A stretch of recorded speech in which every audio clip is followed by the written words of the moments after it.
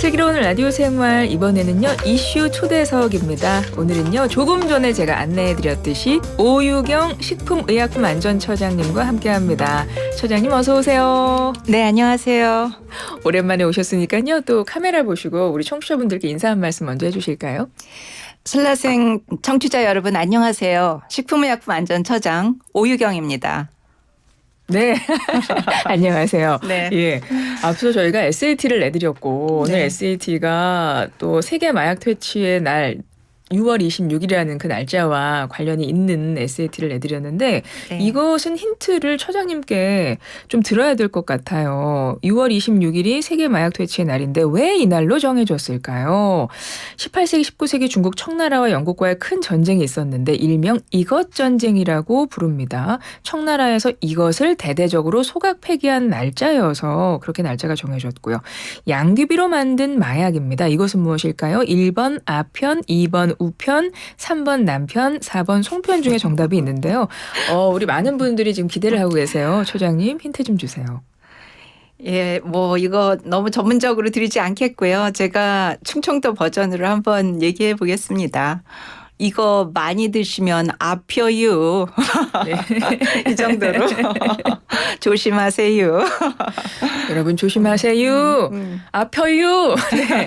이거 많이 드시면 아펴요. 네. 아펴요. 무엇일까요? 1번 아편, 2번 우편, 3번 남편, 4번 송편. 우물정 0945 50원의 정보 이용료 들어가는 유료 문자로 보내주시면 됩니다. 굉장히 전문적이었습니다. 그렇게 보이나요? 왜냐하면 충청도 말이 나왔기 때문에 네. 또 전문적인 힌트 잘 들었고요. 네. 와, 처장님하고 이제 이 이야기를 나누어야 우리 청취자분들이 더욱더 경각심을 갖고 더 막 귀를 기울여서 들으실 것 같아요. 네. 마약류 관련 사건들이 끊이지 않고 있습니다. 요즘에 우리 사회가 네. 마약 문제가 심각한데 세계 마약 퇴치의 날이 바로 다음 주네요. 다음 주 수요일입니다. 6월 26일. 이게 어떻게 시작된 날이죠?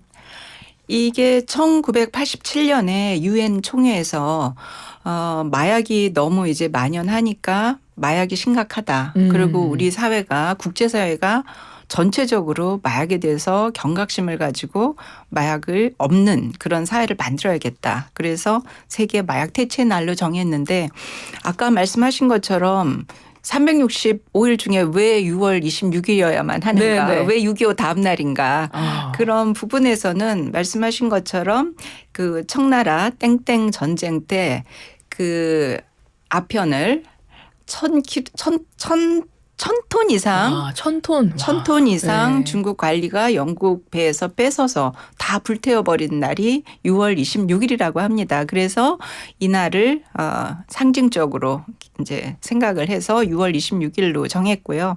우리나라는 2017년부터 법정 기념일로 정해서 이날 마약에 대해서 좀 더 캠페인도 하고 국민께 마약의 폐해를 말씀드리고 있습니다. 네. 마약이라는 게 언제부터가 이렇게 우리 사회에 만연하게 됐나라는 생각이 들 정도로 이게 전해지는 뭐 뉴스 같은 거 들으면서 깜짝깜짝 놀라요. 네, 그렇습니다. 학생들도 일상에서 뭐 사기도 하고 그러더라고요. 네, 뭐 비틀비틀한 학생이 학교에서 발견됐다. 그래요? 그런 기사들도 나오고 있지 않습니까? 네. 이런 거 보시면서 처장님은 훨씬 더 많은 고민을 하시면서 굉장히 이걸 어떻게 정책으로 풀어낼 것이냐, 식약처에서 어떻게 할 것인가 많이 고민을 하실 것 같은데요. 2023년 처음으로 마약류 사범이 또 2만 명 넘으면서 역대 최고치라고 해요. 그런데 사실 뭐 이런 단속, 처벌보다 더 중요한 게 치료와 사회재활이라는 말씀을 예전에도 하셨었거든요. 네, 간략하게 네. 그 부분 좀 말씀해 주세요.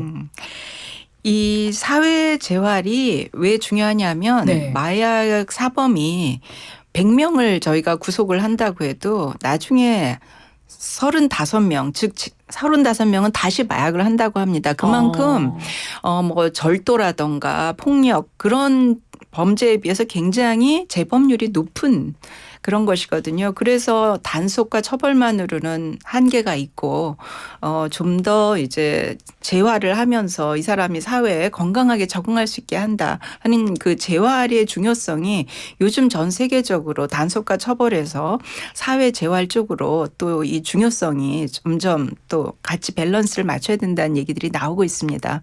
그런 점에서 이제 식약처도 재활을 굉장히 중요하게 생각하고 하고 여러 정책들을 펼치고 있습니다. 5471번님이요. 마약도 치료가 되기는 되나요? 담배도 평생 못 끊는데 이게 마약 같은 것들이 완치, 치료 가능한 건지 궁금해요. 이렇게 질문 주셨어요. 예, 그래서 이 마약도 치료와 재활이 본인의 의지가 있으면 가능한 것인데요. 가능하군요. 근데 혼자서 하기가 굉장히 어려운 것이에요. 그래서 식약처에서 이 재활센터의 이름이 함께 한걸음 센터라고 합니다. 네. 함께 한걸음 센터. 그것이 이제 혼자 너무 어려우니까 재활센터에서 함께 한 걸음씩 한 걸음씩 걸어가면서 마약에서 좀 더 이제 벗어나서 네. 재활을 하는 그런 걸 도와드리겠다라는 겁니다. 그렇군요. 그래서 식약처에서 관련해서 재활센터도 지금 운영을 하고 계신 거고 전화 상담도 또 따로 있지요. 네, 그렇습니다. 이게 처음부터 재활 함께 한 걸음 센터에 바로 오시기가 쉽지가 않아요. 그리고 또 밤에 또 이게 또 여러 가지 욕구가 많아질 수도 있고 그래서 24시간 상담을 하는 게 굉장히 중요하다고 생각을 하고 있고요. 네. 그래서 지난 3월에 24시간 전화 상담을 하는 용기 한걸음 센터라는 전화 센터를 개소를 했는데 이 용기 한걸음 센터의 전화 번호가 궁금하실 텐데 편하게 말하면 네네. 일상사입니다. 일상사이. 일상사이요? 예, 일상사이. 134인데 편하게 발음하시면 일상사이거든요. 그래서 그 뜻은 일상에서 24시간 함께하는 사이. 라는 뜻에서 일상사이. 그래서 1342번으로 전화 주시면 되고요. 비밀이 절대 보장됩니다. 그래서 한 걸음만 용기를 내셔서 전화해 주시면 되겠습니다. 어떤 루트를 통해서 어떤 계기를 통해서 마약을 접했든 아마 마약에 조금 이게 내가 손을 대신 분들은 끊고 싶다는 생각이 본인도 굉장히 많을 것 같은데 그렇죠. 그게 굉장히 힘들다는 거잖아요. 그렇죠. 혼자 하기가 힘들어서 이렇게 한번 손을 대셨던 분들은 가족의 도움도 필요하고 이렇게 재활센터의 도움도 필요하기 때문에 근데 우리나라가 그동안 마약 청정국이었기 때문에 네네. 이 재활센터 함께 한걸음 센터가 그동안에 서울하고 부산 22년만 해도 서울하고 부산 두 군데밖에 없었어요. 거의 불모지였습니다. 그러네요. 그래서 예. 작년에 대전에 한 곳을 열었고 올해 상반기에 지금 인천, 경기, 강원 세 곳을 열었고 또 다음 주에 세계 마약 퇴치의 날을 기념해서 울산하고 충남에 두 군데가 더 생겨서 올해 말까지 17개 생깁니다. 그래서 어떻게 보면 마약 재활센터가 전국으로 확대하는 원년이 올해 2024년이 되는 해이고요.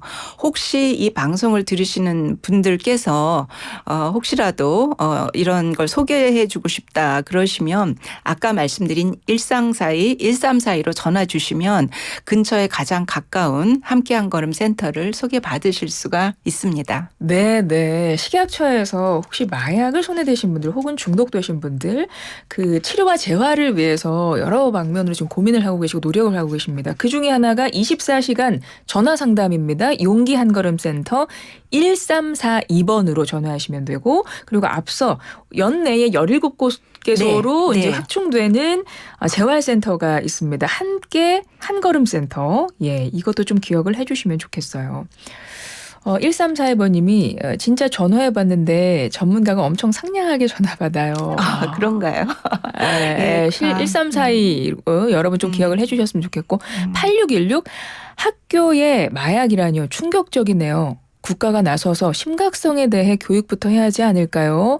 조금 전에 하셨던 그 말씀 듣고 깜짝 놀라신 것 같아요. 네, 그래서 지금 식품의약품안전처가 교육부와 같이 협력해서 학교에도 이런 예방 교육을 아이들이 어릴 때부터 해야 된다. 그래서 지금 그런 프로그램을 만들고 있습니다. 굉장히 중요합니다. 예, 맞습니다.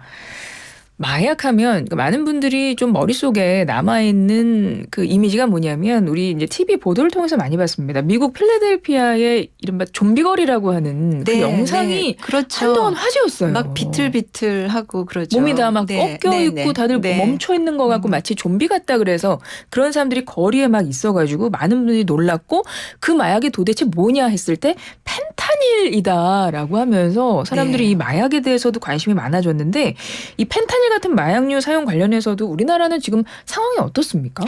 이 펜타닐이라는 게 어떻게 보면 좀 이 경각심을 좀 떨어뜨릴 수도 있는 게 히로인 같은 것 이렇게 불법으로 들어오는 마약이 아니라 펜타닐은 병원에서 처방을 받는 약이에요. 아. 그래서 내가 병원에서 처방을 받는 그래서 약국에 가서 살 수 있는 것이기 때문에 정상적인 루트로 사는 것 같은 그런 생각이 이제 드실 수 있는데 이게 뭐가 문제냐면 펜타닐을 과다하게 처방을 받아서 이걸 불법을 유통을 이제 시키는 네네. 경우가 많거든요. 그러니까 어떤 분이 1년에 4,000장을 처방을 받으신 경우도 어머. 있었던 거예요. 그런데 네네. 이분이 하루에 4,000장을 이걸 붙이면 뭐 이렇게 이제 돌아가실 수가 있기 때문에 분명히 다른 데로 불법 유통을 하게 되는데 이거를 그러면 어떻게 막을 거냐 해서 지난주 금요일부터 네. 어떤 제도가 시행됐냐 하면은요. 병원에서 이 사람에게 펜타닐을 처방할 때 처방을 하기 전에 한번 눌러야 되는 게 뭐냐면 눌러야 되는 버튼이 1년간 이 사람이 어느 병원에서 펜타닐을 처방했는지를 다 나옵니다. 그게 그렇게 되면 의료 쇼핑이라는 단어 혹시 들어보셨어요? 네.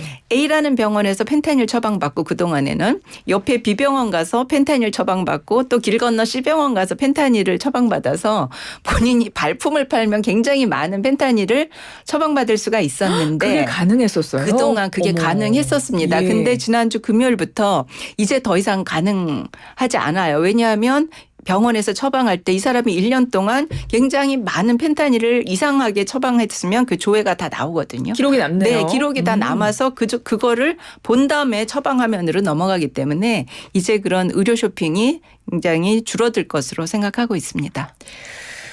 펜타닐이라는 것이 우리가 이제 병원 가서 처방받으면 뭐 진통 효과 이런 것 때문에 사실 네. 마약류 같은 게 처방이 되는 거죠. 이게 그러니까 그 암 말기에 굉장히 통증이 심할 때 그때 항암제로는 더 이상 치료할 수 없을 때 드리는 그런 굉장히 강력한 진통제입니다. 그렇습니다. 네. 그러니까 병원에서만 쓸 수 있는 거를 뭐 불법으로 어떻게든 이게 지금 사가지고 본인이 그렇죠. 네, 사용한다는 거니까 큰일 나는 거고 이제 앞으로는 이제 새로운 제도가 시행되면서 이 사람의 이력을 쭉 볼 수 있다는 건데요. 이 약을 처방 받았는지 안 받았는지.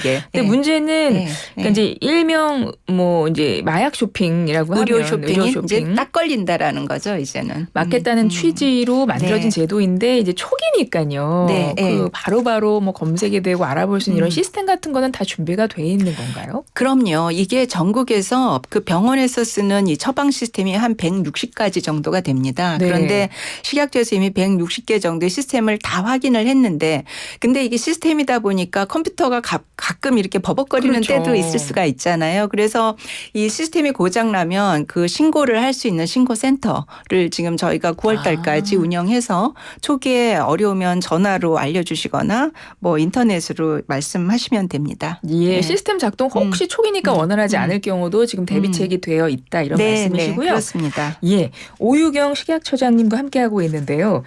취임하신 이후에 지속적으로 규제 혁신 추진하고 계시잖아요. 최근에 규제 혁신 3.0 발표하셨습니다. 이전에 추진하셨던 거랑은 얼마나 달라진 건가요?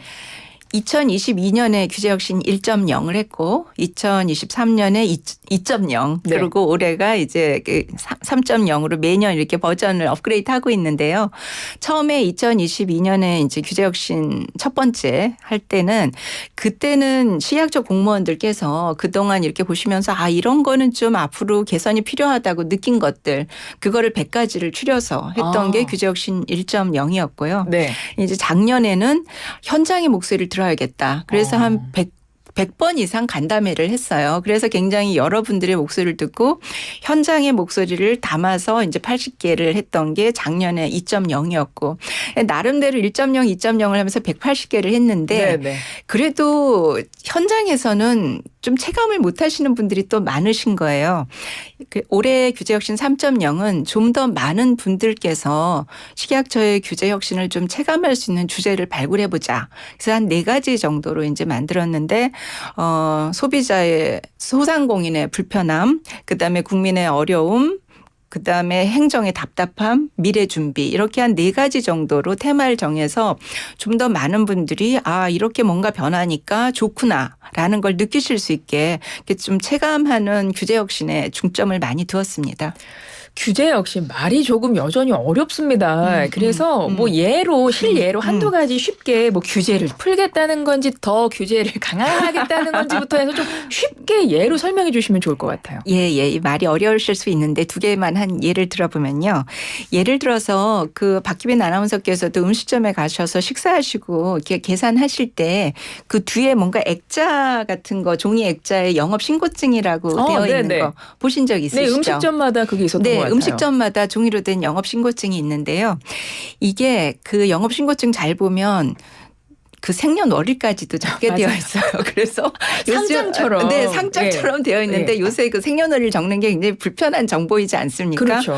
그리고 또 그게 종이로 보관을 하지 않으면 행정 처분을 받아서 벌금까지 내야 되는 건데 이게 언제 생긴 제도냐면 지금으로부터 48년 전인 1976년 아마 청취자들께서 그때 안 태어나신 분들도 네. 많으실 거예요. 그래서 네네. 거의 지금 저보다 먼저 생겼네요. 예, 그렇습니다. 영업신고증이. 48년 동안 종이로 된 그 영업신고증을 하게 됐는데 지금 디지털 세대잖아요. 그렇죠. 그래서 그렇게 상장처럼 뒤에 안 걸어 놓으셔도 이제는 디지털 시대니까 영업신고가 된 음식점인지 안 됐는지 저희가 확인을 할 수가 있어요. 그래서 이게 100만 소상공인이 지금 이 식음료 적개겁을 하시는데 100만 소상공인이 이제는 더 이상 그 종이로 된 영업신고증을 게시 안 하셔도 되고요. 또 두 번째로는 커피 전문점이나 뭐 어묵 그런 영업을 하실 때 창업을 하실 때 창업하시면 굉장히 바쁘시잖아요. 네. 근데 창업 교육도 받아야 되는데 또 별도로 식약처가 정한 날과 장소에 가서 위생 교육을 또 받으셔야 되는 거예요. 그게 굉장히 불편하시기 때문에 이제는 창업 교육을 받으시는 장소와 시간으로 식약처에서 직접 찾아가서 위생 교육까지 같이 해드려서 이 위생 교육 때문에 굳이 시간을 내시는 그런 불편을 줄어드리는 거 이런 게 이번에 규제 혁신의 내용들입니다. 정말 혁신적이네요. 좀 체감이 되실까요? 예, 확실히 이제 어떤 것을 말씀하시는지 알겠습니다. 실제 네. 현장에서는 더 체감이 강하실 것 같아요. 네, 그러시죠. 그렇습니다. 그리고 우리 처장님 하면 떠오르는 말이요. 이런 규제 혁신 말고도 규제 외교입니다. 규제 외교. 네. 규제 외교 어떤 것인지 간략하게 설명해 주시고 어떤 계획 갖고 계세요? 규제 혁신만큼이나 규제 외교도 감이 좀 안 오시는 단어이실 네, 맞습니다. 거예요. 외교는 외교부에서 하는 건데 왜 규제기관에서 외교를 하나 그러실 것 같은데 대한민국에 식품의약품안전처가 있어서 식의약 안전을 지키는 것처럼 다른 나라들도 다 식품과 의약품은 규제기관이 있습니다. 그런데 우리나라 식품과 의약품, 화장품이 요즘 굉장히 세계로 많이 잘 나가고 있거든요. 네. 그런데 그렇게 잘 나가다 보니까 오히려 좀 불합리한 비관세 규제 장벽이 수입 장벽이 생기는 경우가 있어요.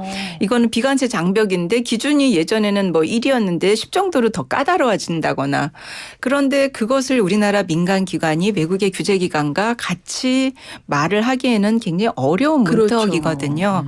그래서 규제 외교라는 게 국익을 위해서 우리나라 규제 기관인 식약처가 다른 나라의 규제 기관과 좀 더 협력하고 소통하는 그런 것을 규제 외교라고 하는데요.